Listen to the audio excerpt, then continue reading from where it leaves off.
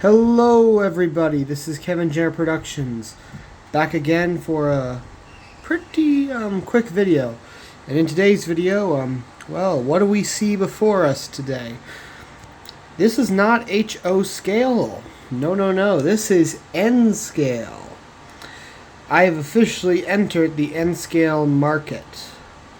Now, this is not for just plain collecting reasons. There is a bit of a reason as to why.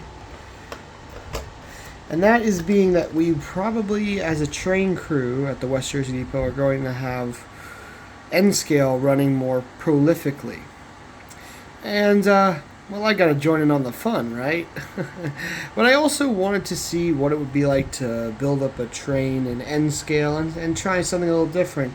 I have so much contemporary HO and non-contemporary that I thought I would try adding some new stuff, so I splurged and picked up these two boxcars for now. So right now I don't have anything to run them with, or any track or trains for all that matter, just these two cars. And I have a third as well, I just don't have it with me.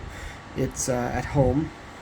But I thought I would share with you these new cars that I've picked up.